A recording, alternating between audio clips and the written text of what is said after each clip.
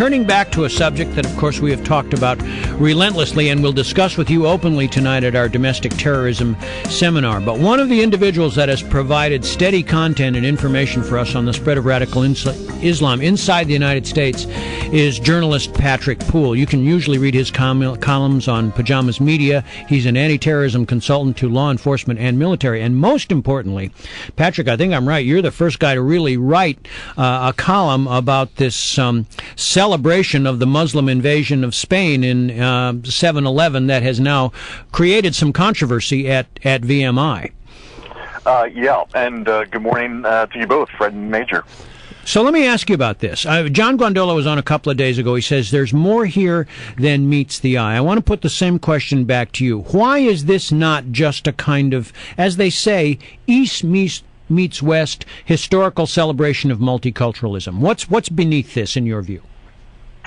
Well, it would be like a World War II seminar. Germany meets France and Belgium and the Netherlands. I mean, it would be one thing if this were a conference that's, look, let's investigate this period. What was the interaction? What was the result? But you look at the conference materials, that's not the case. What is it? Is it conquest? Is it domination? Well, what the VMI material said is we're celebrating the fact that the Muslims invaded Spain, which launched 800 years of warfare, not only on the Iberian Peninsula, but the Muslims used that base to launch raids, right into the heart of France. But that's also portrayed as a golden age, the Cordoba age. Why is it not? Well, you look into the history of it. Funny enough, this beacon of tolerance was also some of the worst persecutions in Christian lands.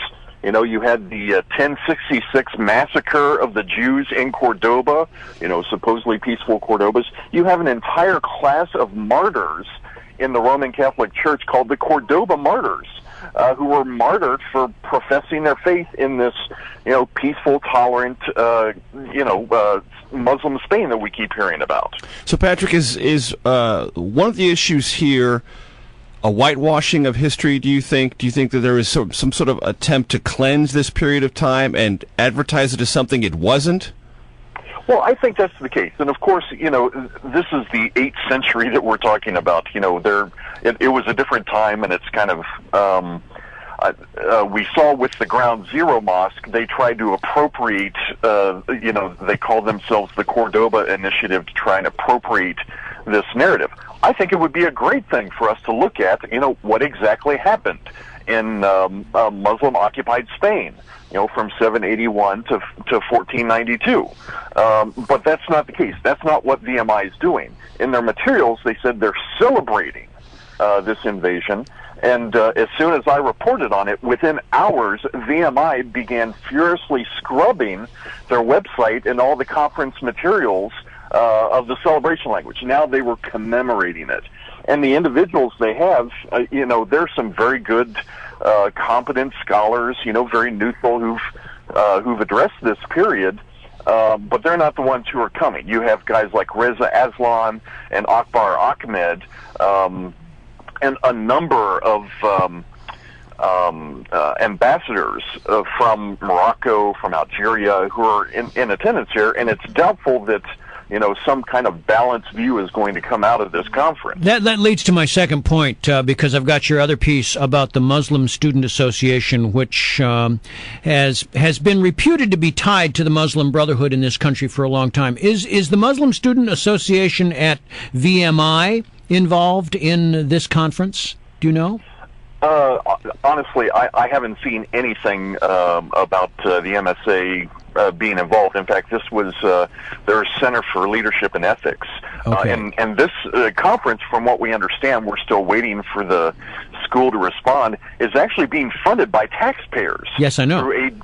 Through a DoD grant for their Arab language program. But going back to the Muslim Student Association, because they are on campuses all over the United States. Why do we have to worry about them? What is their connection to radical Islam?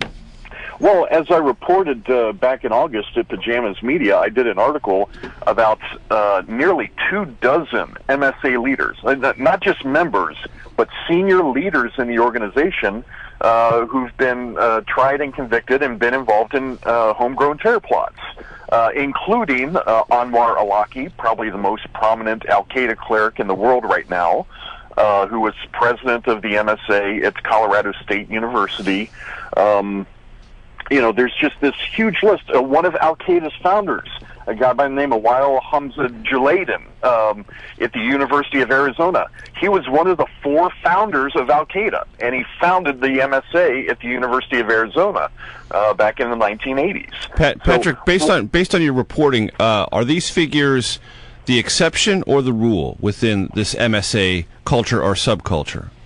Well, when you look at what the MSA, the ideology and doctrine that they're producing, it really is this, extremism factory. In fact, the New York Police Department, in their radicalization reports called Radicalization in the West that they put out a couple years ago, they specifically identified the Muslim Student Association as what they termed a radicalization incubator. And you see, what we see from the MSA West Conference here last month, and this Pledge of Allegiance that's taken right from the Muslim Brotherhood credo, and it's really not that surprising that this is, that this organization is churning out these individuals involved in terrorism. Okay, Patrick, we're going to have to leave it there. As always, thanks for a great report. That's Patrick Poole, who has been keeping us informed about the Muslim Student Association and the conference.